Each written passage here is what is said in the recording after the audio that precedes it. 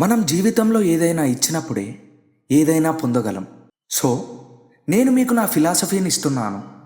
మీకు నా ఫిలాసఫీ నచ్చితేనే బదులుగా మీరు నాకు ఒక లైక్, ఒక కామెంట్ ఇవ్వండి. అలా కాకుండా నా ఫిలాసఫీ మీకు నచ్చకపోతే డిస్లైక్ చేసేయండి. ఇప్పుడు ఈ ఎపిసోడ్లో మనం ఆ జ్ఞానంలోని హృదయాన్ని తెరవబోతున్నాం. అదే తత్వమసి.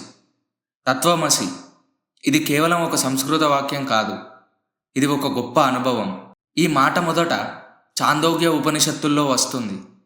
అక్కడ ఒక గురువు తన శిష్యుడైన శ్వేతకేతువుకి చెబుతాడు, శ్వేతకేతో తత్వమసి, యు ఆర్ దట్.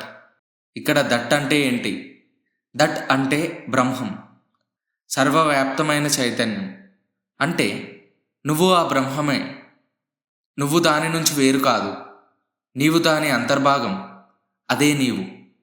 ఇది వినగానే మనలో వెంటనే వచ్చే ప్రశ్న ఏంటంటే, అంటే నేను దేవుడినా? లేదు, దేవుడి రూపంలో కాదు, కానీ దైవత్వం ఉన్న చైతన్యం నీలోనే ఉంది. మనలో చాలామంది నేను ఈ బాడీ, నేను ఈ పేరు, నేను ఈ ప్రొఫెషన్ అని బలంగా నమ్ముతాం. కానీ ఉపనిషత్తులు చెబుతున్న సత్యం ఏంటంటే, ఇవన్నీ తాత్కాలికమైన పొరలు మాత్రమే. నువ్వు ఈ లేయర్స్ కానే కాదు, నువ్వు వాటిని చూసే, వాటిని గమనించే సాక్షివి.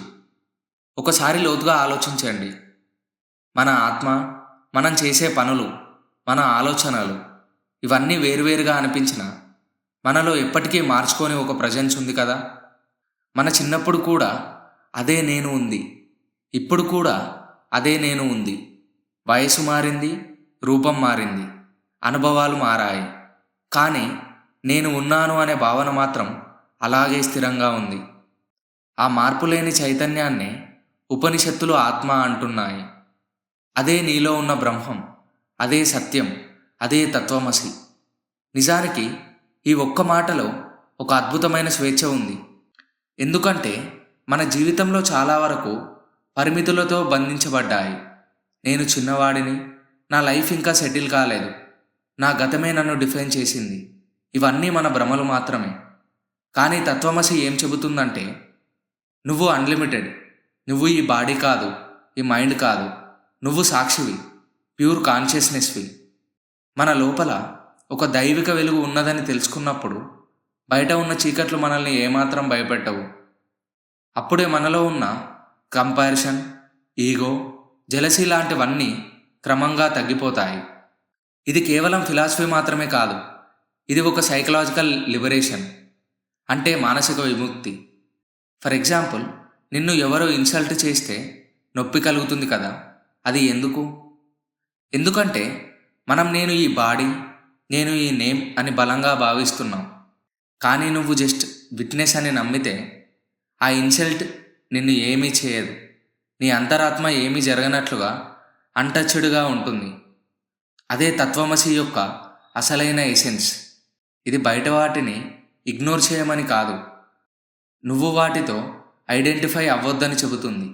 నిజంగా మనం ఒకసారి ఈ భావనలోకి ప్రవేశిస్తే మనకు లైఫ్ చిన్నగా అనిపించడం ఆగిపోతుంది, మన ఈగో కరిగిపోతుంది, మన సఫరింగ్ కరిగిపోతుంది. ఎందుకంటే సఫరింగ్ అంటే రెసిస్టెన్స్, ప్రతిఘటన. కానీ ఆత్మకు ఆ ప్రతిఘటన లేదు. అది సముద్రం లాంటిది, అలలు వస్తాయి వెళ్తాయి, కానీ సముద్రం మాత్రం శాంతంగా ఉంటుంది. అదే మన ఆత్మస్థితి. తత్వమసి అంటే యూనిటీ యొక్క realisation. There is no me and that, there is only that. నువ్వు వేరుగా ఉన్నావనే భ్రమను తొలగించినప్పుడు మాత్రమే ఈ సమస్త సృష్టి నీతో ఏకమవుతుంది. అదే అద్వైతం, రెండవది లేదు. నా దృష్టిలో తత్వమసి అంటే ఇది ఒక లైన్ కాదు, ఇది ఒక షిఫ్ట్ ఆఫ్ పర్సెప్షన్. అంటే మనం ప్రపంచాన్ని చూస్తున్న లెన్స్ పూర్తిగా మారిపోవడం. నిన్ను వేరు, నువ్వు వేరు, నేను వేరు అని కాకుండా అందరిలో ఒకే చైతన్యం కనిపించడం. ఇలా చూసే క్షణంలో ప్రేమ కృత్రిమంగా ఉండదు, కరుణ స్వచ్ఛందంగా ప్రవహిస్తుంది. అప్పుడు నీలో స్పిరిచువాలిటీ, హ్యుమానిటీ రెండూ మెర్జ్ అవుతాయి. ఈరోజు నువ్వు ఒక్కసారి కూర్చో, 3 లోతైన శ్వాసలు తీసుకో. మరి నిన్ను నువ్వే ఒక ప్రశ్న వేసుకో, నేను నిజంగా ఎవరు? నా ఐడెంటిటీ నా పరిస్థితుల ఆధారమా, లేక నా అంతర్చైతన్య ఆధారమా? అక్కడే తత్వమసి జీవమవుతుంది.